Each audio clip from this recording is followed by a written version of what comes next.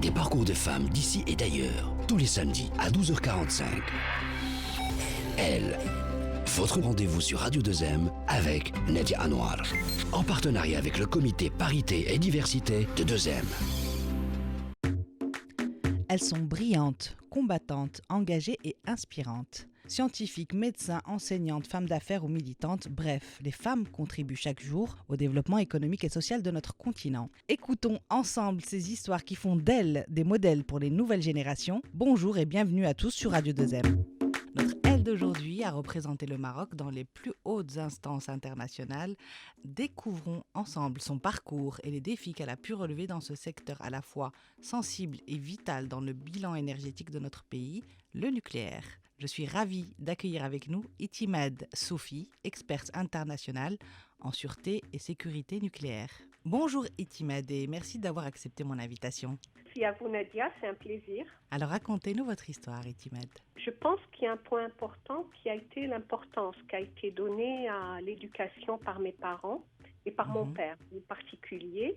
Ça a toujours été une question centrale. Il a toujours donné énormément d'importance au fait que ses enfants, filles et garçons d'ailleurs, aillent à l'école et de bons résultats, qu'il était là pour leur faciliter tout, y compris après au niveau de l'université où il a fallu, donc comme j'ai fait mes études supérieures en France, donc financer l'enseignement en France.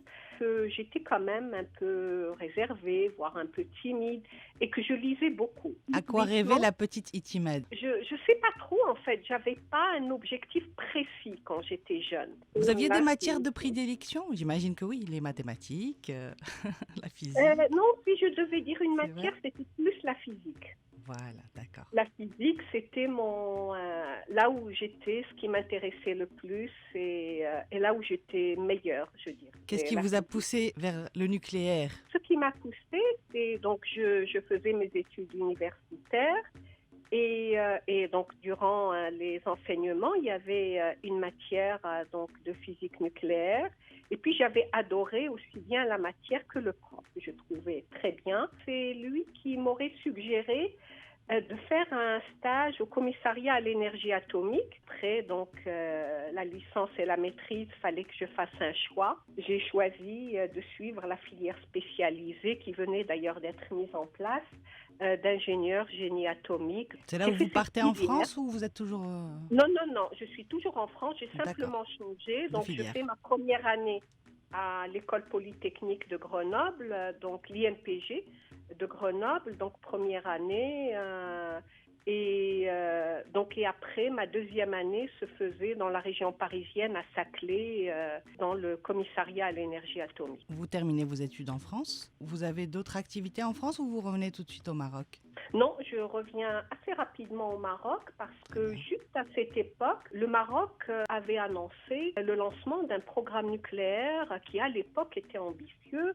Donc, l'Office national de l'électricité, donc de l'époque, démarrait une étude de faisabilité technique et économique d'un programme électronucléaire, donc avec des partenaires des entreprises françaises. Ça a été une étude très importante réalisée sur de nombreuses années. Et en même temps, le Maroc avait créé un établissement public qui est le Centre national de l'énergie, des sciences et des techniques nucléaires, donc qui avait pour objectif de promouvoir et de faciliter le déploiement des applications des techniques et de l'énergie nucléaire au Maroc. Donc avec la mise en place d'une grande plateforme, un réacteur nucléaire de recherche, des laboratoires, etc. Donc voilà, c'était quand même un démarrage à l'époque qui était impressionnant. Donc vous avez justement intégré l'ONE, ensuite le CNESTEN, le Centre national de l'énergie, des sciences et techniques nucléaires.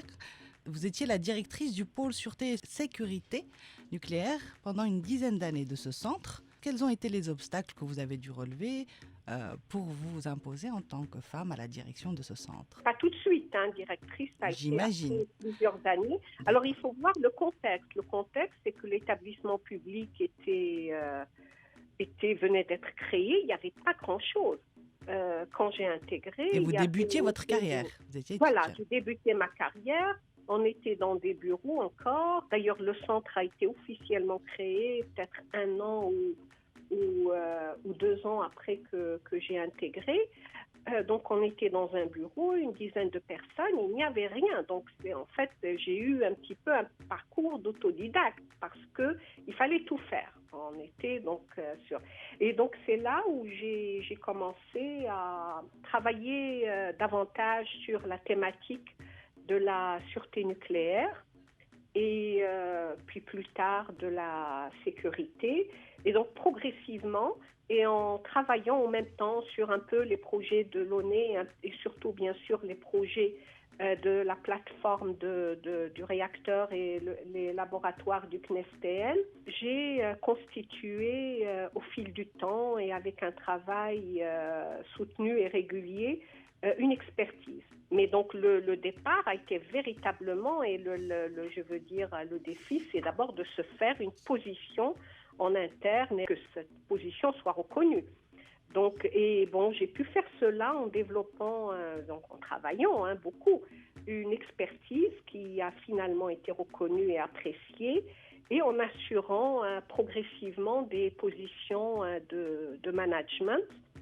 Et donc d'abord, il y a une organisation qui a mis en place des départements. Donc j'ai eu un département et à un moment donné, quand le CNESTN a repensé son organisation, parce qu'à ce moment-là, la plateforme des réacteurs et des laboratoires était devenue une réalité et qu'il fallait passer à une organisation plus performante. Et donc il a mis en place des directions.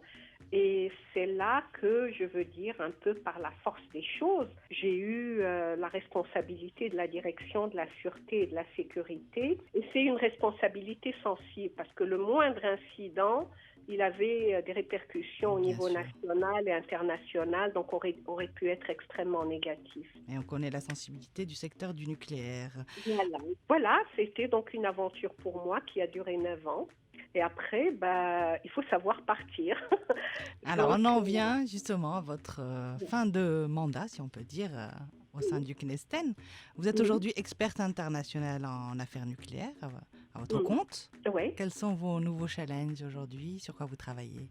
Actuellement, je travaille beaucoup sur des missions d'évaluation de politique publique pour le lancement de programmes électronucléaires, ou alors des missions d'évaluation de capacité du pays à faire face à des situations d'urgence nucléaire. Est-ce que les femmes dans le secteur du nucléaire au Maroc sont suffisamment représentées et valorisées selon vous? Suffisamment représentées, pas forcément. Dans l'encadrement, je dirais, peut-être que ça a changé ces toutes dernières années, mais je dirais que même au niveau de l'encadrement, il y en a, mais de façon quand même beaucoup moins importante que les hommes.